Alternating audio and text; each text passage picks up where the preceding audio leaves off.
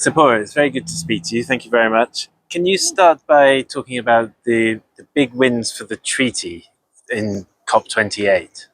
Sure. We walked into COP26 with one country and a big idea. And here at, momentum has been growing throughout the year with more and more countries interested. But here at COP, we had 4 countries join the call for the fossil fuel treaty. And really critically, we had Colombia join the call for the fossil fuel treaty with a really, I think, historic speech by President Petro, where he talks about how countries who are producing fossil fuels and really dependent on fossil fuel exports for a significant amount of their GDP need to be committing to stop expansion. But in order to do that, they're going to need a plan, a global plan with international cooperation in order to support them in managing the wind down. And that's why they're calling for the fossil fuel treaty. Okay, and bound into a lot of these talks, and when we're all saying stop fossil fuels, phase it out, etc., the thing is these countries make a lot of money from doing this, and a lot of the poorer countries, they're locked in, and it's hard for them to get out of producing for the debt reasons. That's true. There are a lot of countries right now who are, like, let's take Ecuador, for example, expanding oil drilling in the heart of the Amazon just to feed their debt.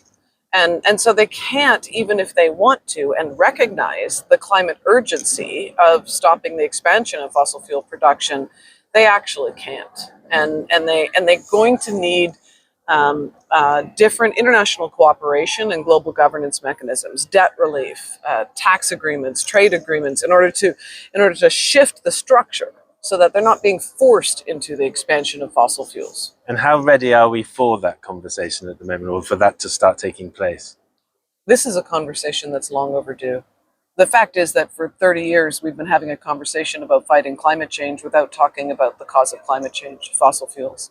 And these issues are complicated. But what's not is that 86% of the emissions trapped in our atmosphere come from 3 products: oil, gas, and coal. And for 30 years, we've only been talking about reaching agreements on who gets to pollute and how much. We don't have any agreements or international cooperation on who gets to produce. And what we build today will be what we use tomorrow. Yeah, so there is this link, and there's also the link between producers and the people they're selling to. Is there more we can do now to almost undermine the production side by transition to, I suppose, electrification and things like this, or renewables? Yeah, look, there is no question that we need to dramatically scale up renewables and electrification. And in fact, renewables are now cheaper than fossil fuels. But the fact is, even if we get a great commitment, which it looks like we will here, to a tripling of renewables, it's not, the atmosphere doesn't care whether we're building renewables. The atmosphere cares whether we're still building fossil fuels. So we don't just need to build renewable energy, we need to be displacing fossil fuel energy.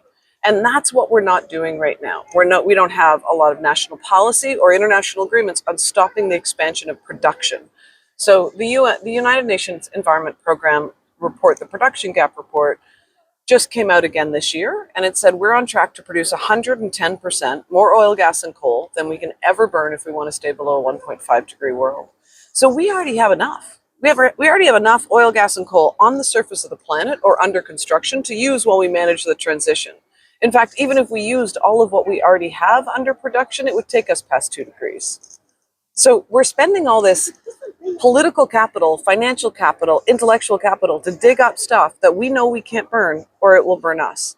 And that's why there's so much momentum behind the fossil fuel treaty, because we need a companion agreement to the Paris Agreement, which is much more focused on the science and emissions reduction. We need an agreement focused on managing the decline of production. And it won't replace the Paris Agreement, it will help us meet the Paris Agreement. But do you think, in a way, that's the problem here? That's the problem why we're always disappointed by these texts, because the production is already baked in. And that the UK, yes, we're sort of making scapegoats out of Saudi, but really the people at the front, like Al Jaber, but the Brits are as bad, the Canadians are as bad, the US is bad. Worse, actually. Much worse. If you look at the planned expansion of production in the next 5 years, the far majority of it is in the US and Canada. UK, Norway, Australia. These are countries that are saying they're climate leaders, and then they're dramatically expanding production and approving new projects all the time. It doesn't make any sense. And I think this is a result of a strategy. We know it is from the Exxon documents that have been revealed in litigation and court cases around the world in the last year. This has been a strategy by the fossil fuel industry for 30 years to make their products invisible. And the great thing about this COP is we pulled back the curtain and we dragged fossil fuels center stage. So finally, after 30 years, we're having the right conversation. Okay. Thank you to all YouTube and Patreon members for supporting this series, which will be running all through 2024. Your support means this work can continue. A reminder that you can also pre-order my book Cop Out: How Governments Have Failed the People on Climate from the link in the notes. Cop Out takes the reader deep into the blue zone to reveal what lies between the rhetoric of world leaders and the scientific realities we are being left to face. Thank you. Okay. So would you say that's a positive to being here? Absolutely. And next year in Azerbaijan, what did you think of that decision? Look, having this conversation in the belly of the beast, great, bring it. We need to, because we've been pretending that we can have a conversation by doing this modeling and promising these technologies that are not viable at scale and planting more forests, and therefore we can just increase the problem and keep approving more oil drilling and fracking and coal mines. Well, it's not working. Every year emissions go up instead of down, and every year we wonder why it's not working. Economists would say we're trying to cut with one half of the scissors, just the demand but not the supply. We're finally having a conversation about supply, and hopefully it will help us actually constrain making the problem bigger, and it will save lives. Because, it's never too late. I hear people saying, but it's too late. We're already going to reach 1.5 and it's too late. Every ton of carbon we save from going into the atmosphere right now will save lives. So every project we stop, every fossil fuel project, those are future lives. And that's our job right now. Okay. And you say we're in the belly of the beast, but the draft text released yesterday was pretty disastrous. I mean, it was the bile of the beast. But there's the bile of the beast. That's well said. There's another text coming out today. Do you think that the response? I mean, it was got a very strong response, and I've had young people almost pretty much in tears saying, "I've got no future." And then you come back to this text, and everything you've said, which is totally rational if you actually want to live on a survivable planet. But these guys don't appear very rational. So how do the countries who are signing up, who are enlightened enough to say, yeah, we need to phase this out, how do they respond to things like this text? What are you hearing? Look, first of all, what's really interesting is that every country here knows. Every country here knows we need to phase out fossil fuels. And they know we need to do it quickly. But what we're seeing is that the major producing countries all want to be the last barrel sold. So they all want words in there that allow them to increase production while they're encouraging the world to decrease emissions. It's absurd. And I think it is entirely possible that we'll see a stronger text. I don't know. I don't have a magic wand or a crystal ball, but the fact is that there were not only outrage from youth and civil society, but we saw some incredibly strong statements from countries on the floor last night who were devastated. The small island nations referring to this text as a death sentence. But, we even heard some strong statements from other countries, from Australia and other countries, saying that they would accept a phase out of fossil fuel language. The fact is, before this text came out, the majority of countries on the floor here said they would support a phase out of fossil fuels. So this text was written by OPEC. And whether or not we'll see a change today, I don't know. But even if we don't, the fact that we have a text that says fossil fuels, even the words, the fact that we have a text that also says production and not just emissions, these are wins. And these are what OPEC was scared about. A couple of days ago, there was a secret memo leaked that OPEC had written to heads of state. That kind of intervention is unprecedented. And what it shows is they're terrified. They're terrified of the conversation around production. And in the memo, they said, you cannot talk about production. You must just talk about emissions.